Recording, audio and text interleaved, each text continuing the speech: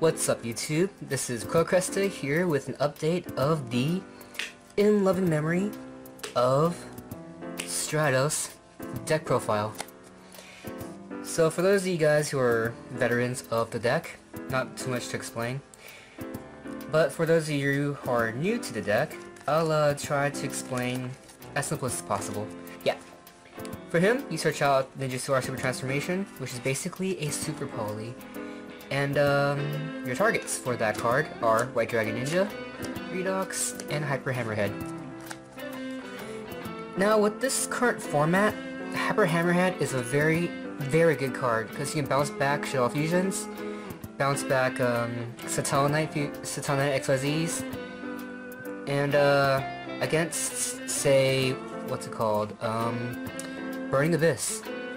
If they have Pleiades out, you can set this, they attack into it, bounce Pleiades back, attack into defense mode Dante, bounces back to the extra deck, and then they don't trigger his effect from the graveyard. So I really like this card, this format. For those of you who do not want to play White Dragon Ninja, I admit it's not that great, this format.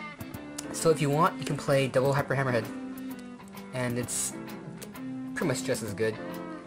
This is a much better draw than this. Heck, if you want to, you can play 3 Hyper Hammerhead.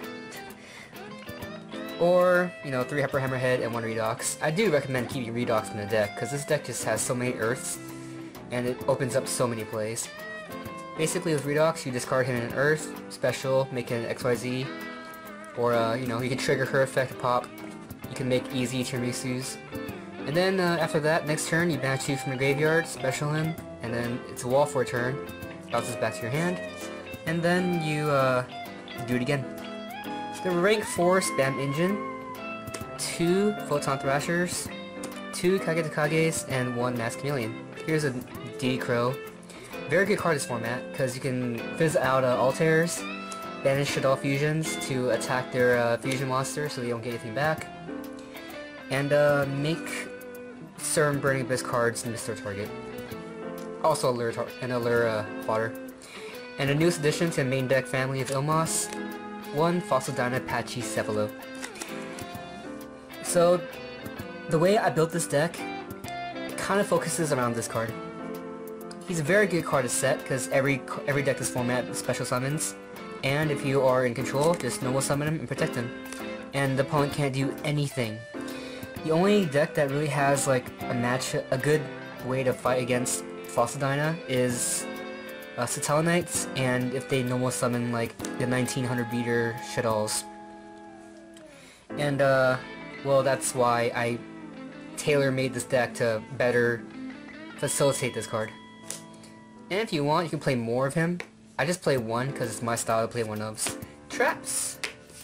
Double Ninjutsu Art of Super Poly, 1 Bombless, 1 Trap Trick Trap Hole, and I don't have a space-time trap hole, so I deal with a regular. If you yourself cannot afford a time-space trap hole, you can either play a Nightmare or a regular trap hole. That way you can help facilitate Fossil Dyna better, because if they normal summon, just trap hole it regularly. Hold up. Movie magic. Alright, so when I say help facilitate Fossil Dyna better, I mean 3-dimensional prisons. Make sure that guy does not die. Pretty much, Satellaknights, the only thing they can really do is normal summon like a Dead Neb or whatever, attack over Fossil Dyna, then just deprison it. Format right now is triple Vanity's Emptiness. I play 1 in this deck because I myself only have 1. If you have more, then go ahead and play more. But on the subject of Vanity's Emptiness, oh yeah, White Dragon Ninja combo with Vanity's Emptiness. I like that thing. That's why I keep in White Dragon Ninja. Back on the subject. So I want to play MST to help kill the triple Vanity's Emptiness that everyone's playing nowadays. But MST is not much of a protective card, whereas this version of ILMOS is like very monster protecty. So I decided to just play Mirror Force. Call it Haunted! I play this card because it's cool. Say you have a Fossil Dyna in the graveyard. They summon Altair. After a effect, well, Summon Altair, activate Shaw Fusion, the basic stuff. Chain a call, bring him back, look at fizzles. Haha, sucks to be you. Bring back him, so the attack brings their monster back to their hand. Summon Mageline, call the Haunted, Mass Chameleon, make Scrap Dragon, pop pop. Cool combos. Warning! Potential. Correct skill. And here's a meta call card actually. One anti-spell fragrance. Looking at the deck lists from the ARG, almost every deck is playing like a lot of spells. Namely, I'll go down the list. Upstart Goblin to help get their combo pieces faster.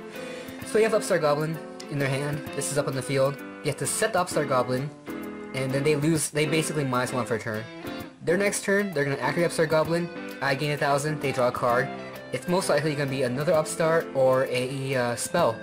In which case they have to set it again, wait a turn, and then meanwhile, I'm just setting my monsters up and then kicking his face in. Rhoda. One turn to stop them from getting into a Deneb is really all I need. So like, I have this up, they have Rhoda, they gotta set it, they have no other monsters. Meanwhile, I summon another monster, and then they flip Rhoda, then they go off, but the only thing they can go off with is like a summon Deneb. And then they can't do anything with that Deneb because my XYZ monsters are bigger. And if they top deck into Rhoda, they're not top decking into Altair that turn basically. So like if they're in a losing position and they need Altair to get out of it, and they top deck a Rhoda, they have to set that Rhoda. My turn, I make more of a setup, and then by the time it gets their turn, Rhoda's not going to do as much. And they have an Altair, but most likely I'm going to have drawn or make a XYZ to stop that Rhoda from being useful. Soul Charge. They need Soul Charge to go off to come back. That's basically what Soul Charge is. Either set up or come back. So I have my monsters out, they set Soul Charge, and they had to like protect their monsters somehow, whatever. On my turn, I just keep their face in. On their turn, they finally activate Soul Charge, but now they're less life points than before, so now Soul Charge can't like reach its maximum potential, and they had to skip out on the battle phase, which means they went off 2 turns with no battle phase. To use it as a setup, they had to waste a whole turn to set it and then activate it. Shaw Fusion. I have a XYZ out. They have a Shaw Fusion. I have this up. They have to set it. Then they have to set a monster so they don't die. And then my turn to make a Crimson Blader, sack their monster, and their Shaw Fusion is still dead. Stuff like that. Basically, the meta is so fast right now because of spells, in my opinion. So with this up, I slow down their deck just by 1 turn, and that's all it takes to have like a backrow heavy deck be good. So I heard you like floaters, so I turned your floater into a floater, so you can float while you float. And there's some 2 Rhodas, and Allure and Duality. If you guys counted, there are 41 cards in the deck. If you want, you can choose not to play this, make it 40, or you can play this, make it 40. It has consistency. And plus, like, the deck searches so much that, you know, yeah, numbers don't really matter too much. The extra deck. The Stratos of the extra deck came from Imp, the guy you go into the most, like, without doubt, the most. You have 1 Sun on an Arc, and Tiramisu, and double Castel. This is the main armada of the extra deck. The support of the extra deck is Hotline Draco because it's Supply Squad, Crazy Box for crazy comebacks, and Skill Drain. I make up a lot actually when like I'm in a losing position. Say they have like a Fellground out, I make this, and then hope on luck. And Gaga Cowboy, Black Ship Corn, Ragnar Zero, Steel Storm Roach, Dweller, and Rhapsody and Berserk. For the synchros, because I play Mass Chameleon, 1 Crimson Blader and 1 Scrap Dragon. This is the Loving Memory of Stratos deck. Hope you guys enjoyed it. This is Crowcresta, signing out.